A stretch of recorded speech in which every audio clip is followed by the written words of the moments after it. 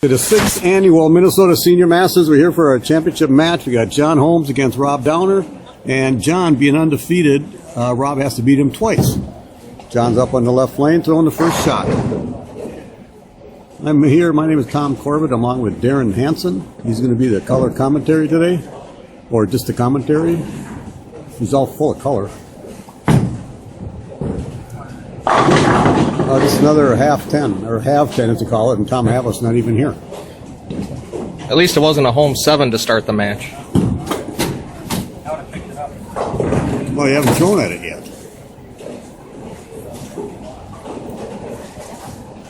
We had 38 bowlers starting out today bowling the Senior Masters here at AMF Earl Brown Lanes.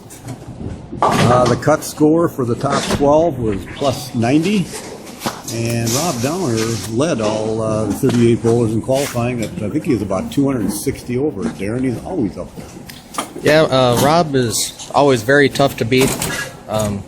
Pretty simple game. You can't get much more basic and simple. He pretty much plays Downer and in. There ain't no lie to that. I think I kind of messed him up there. Yeah, that was more Downer and not a lot of in. Downer and out on that one.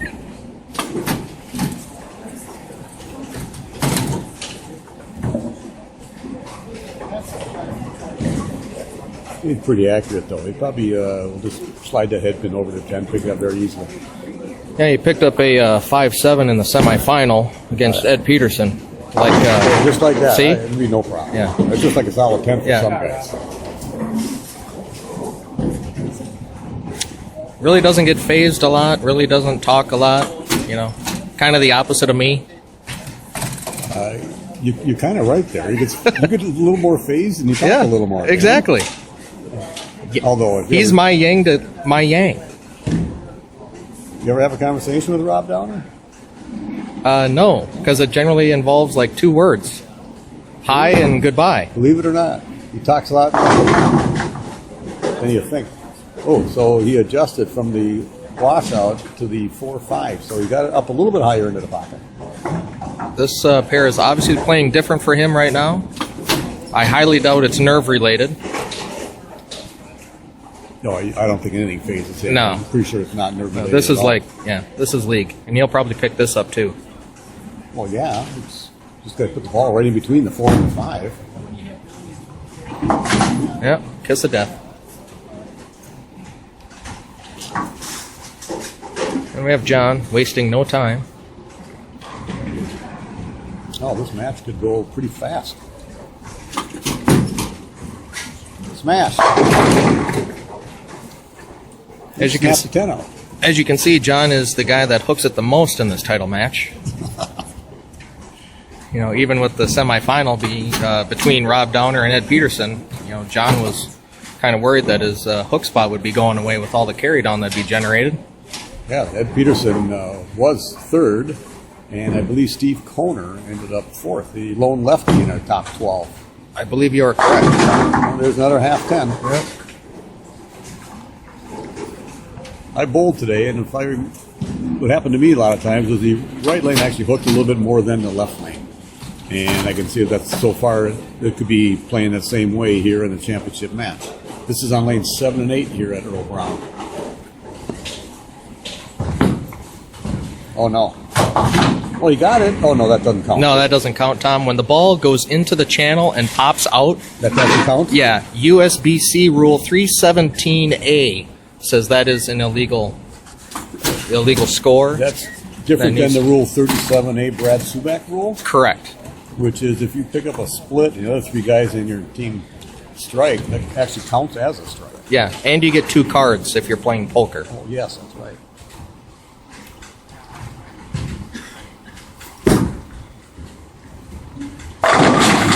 Oh, that's not very good. I thought he was going to get lucky at 4-4.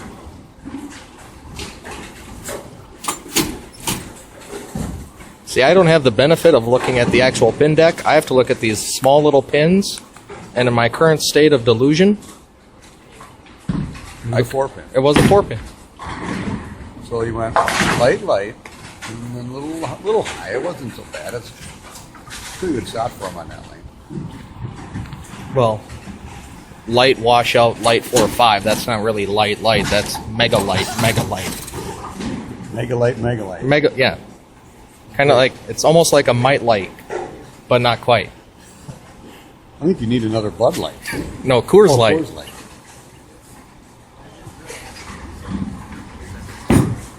Oh, he rolled that one pretty good. Oh, that was pretty solid. That's the Rob Downer we've seen the last 2, 3, 4 matches. How about the last 2, 3, 4 years? I'm not old enough to watch you guys all the time. What are you doing here today? Some of us had to work this weekend. Good loft. Another half 10. Half 10.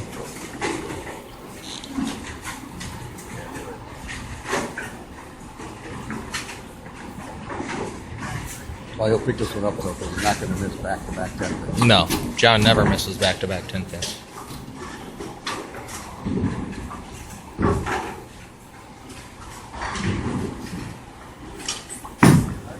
Right on it. Like nothing. The winner of this tournament gets a free entry into the Minnesota Senior Masters, which will be, I think, June 2nd through the 9th in, I believe, Las Vegas. So here we are in the after the fourth frame. John Holmes has 48 in the third with a spare in the fourth, and Rob has 47 in the third with a strike in the fourth. John up on the left lane, fifth frame. A little more solid. Yeah, that was much better by John. I think he got it into the lane a little bit better. You didn't hear the big thud of the loft. Previous couple 10 pins. I know he was talking earlier that he was trying to get the ball out over the line. That helped him strike better all during qualifying. He told me that after he had 240 on 9 and 10. So I tried that. I had 139, so I'm not listening to him anymore. I would never listen to John.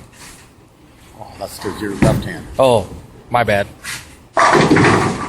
Well, I think the strikes are going to start piling up at this I point. think so.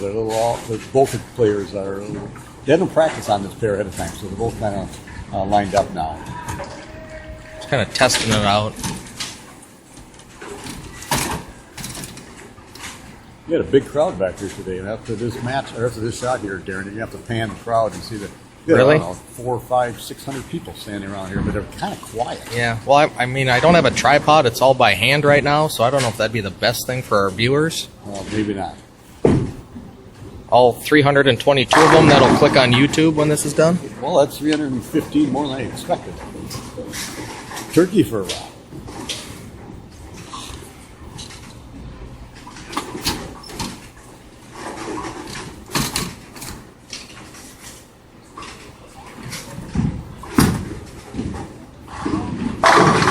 That finished a lot higher up near the pocket, so they didn't leave that half 10. That's right. And they're both comfortable now. We might see a lot of strikes from here on out. And good thing for Rob is he's got a 9-pin lead. Oh, I never knew math to be your strong suit, but great job there, Mr. Corbett. Math is my strong suit. I thought sales was your strong suit. Oh, yeah. I forgot. I am in sales, aren't I? Yeah. What is it that you sell, Tom? Darren, I sell school lockers for a company called The Locker Guy. Imagine, nice of you to ask. Huh. Are you that said locker guy? I am the locker guy. You know what we do? We're trying to change the world one locker at a time. That's my slogan. All right, if I start laughing now, this is going to be a very bad photo shoot from this point forward.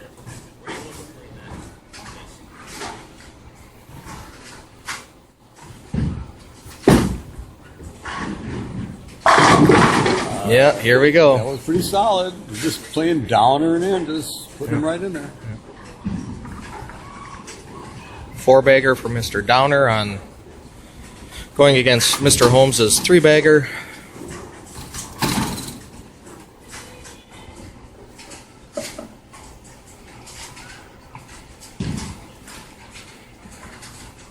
We almost have to sit back like another settee area. Rob's so tall compared to John.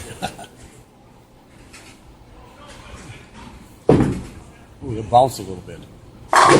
Didn't seem to matter. Doesn't matter. I would say that shot was butter, but I know that ball smells like butterscotch.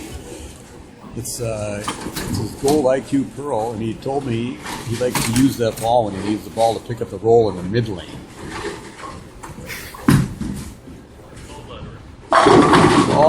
Oh, and a wiggly 10. Almost a nice touch that John That was Albert would say, almost but a it wasn't phenomenal quite. touch. But he'll pick this up. Yeah. He'll be down 19 at that point. It's looking right now that we might have to have another match because Yep. Rob does have to beat John twice. And if we do have to have another match, Darren, we have to pick up all our equipment and move it from lane 7 and 8 all the way over to 11 and 12. So we might need some help doing that. Yeah. Get started right away. So if anybody's live streaming this on YouTube as we're recording, if you could come and assist us here at Earl Brown to help me move this heavy 4.2 ounce LG Optimus G Pro from AT&T Wireless. Wow. How about that? You paid from them? Well, not yet, but You might not. if Sean Rash gets paid by T-Mobile, maybe I can get paid by AT&T. All right, Johnny, set yourself up for the all-important ninth frame there. So here's the situation. John Holmes can strike out for 227. And Rob can just go 9 spares, strike spare for 226. So a strike here Pretty much shut him seals out. the deal.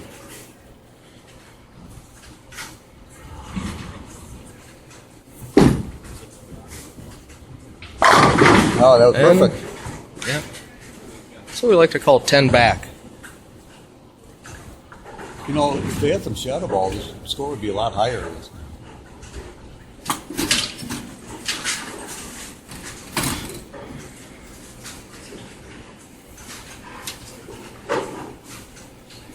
Rob was. Did he sit out? He sat out a couple games too, because if I'm not mistaken, didn't him and John Bull in the winners bracket Correct. final? Correct. They were both undefeated. John beat him in the finals of the winners bracket, to which then Rob had to wait, I believe, 3 matches to get his match against Ed Peterson.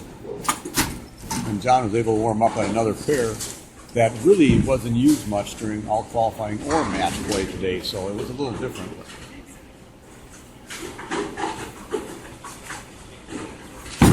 And this strike here for Rob for an 8-bagger.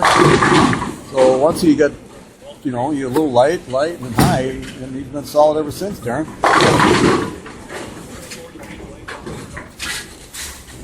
John just finished out this match here, knowing that he has one more game for Yep. the title.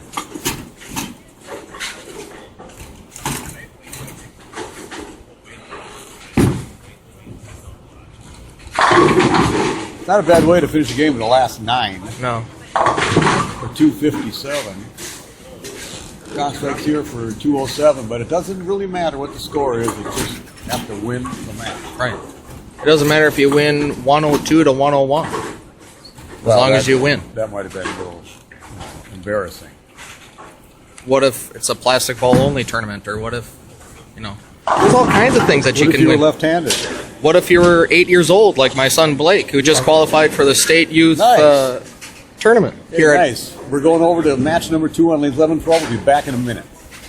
Are we on? Are we at. live? We're live in action. All right, we're starting the final match of the Minnesota Senior Masters. We're on lanes 11 and 12, and Rob will be starting out this match, just coming off a 9-bagger to finish last game.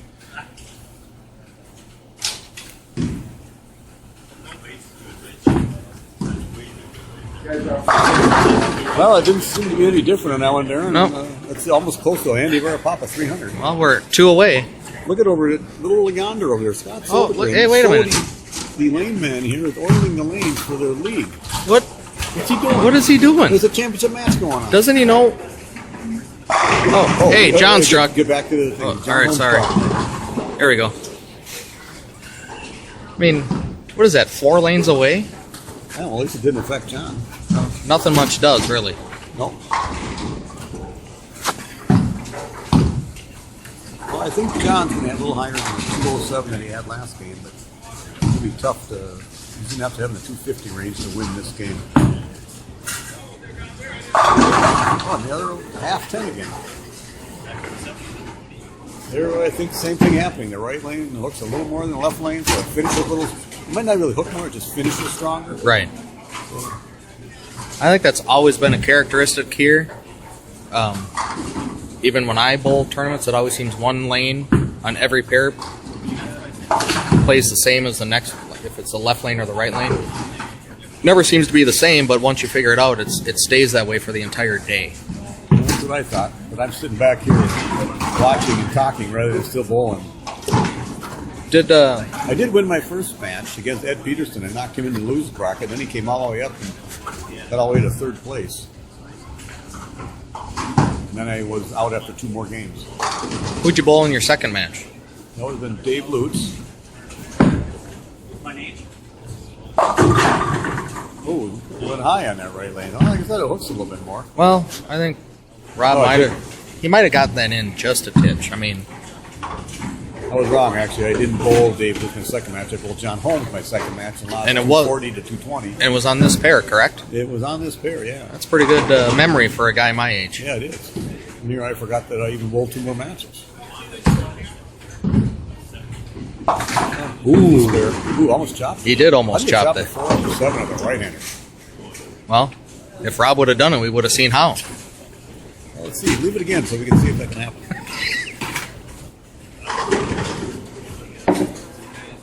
Sodi oiled 2 lanes and now he needs to take a break because that lane machine hasn't moved. Well, he doesn't want to affect the bowlers in this championship match here.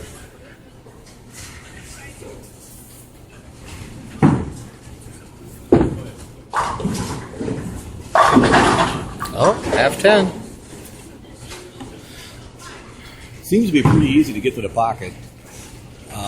Last pair and this pair too. It just matter who can carry that 10th and the most. Get like a 4 or 5 bagger. Put some pressure on the other guy.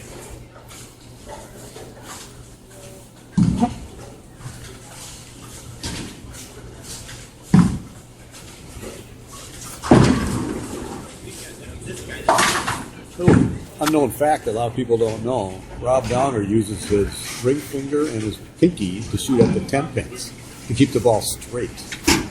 You know that, Darren? Now I do.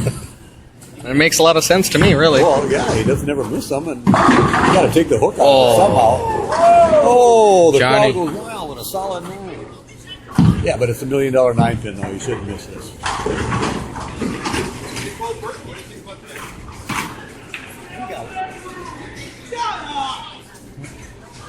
Ooh, We got some. got some yellow going down lane, like about 21, 22, 23. They got a lead going on down there. And There's some anger. Must be position round for the second quarter or something. I think it is, yeah. Everybody brought their A game down Either there. that or the Packers are losing. We could only hope. It is Sunday, January 5th. About 10 degrees below outside. Yeah, but with the wind, it only feels like about 35. Yeah, and it's only going to get better. It's going to be 25 below tomorrow night. Oh, he snapped the 10 that time. Yeah.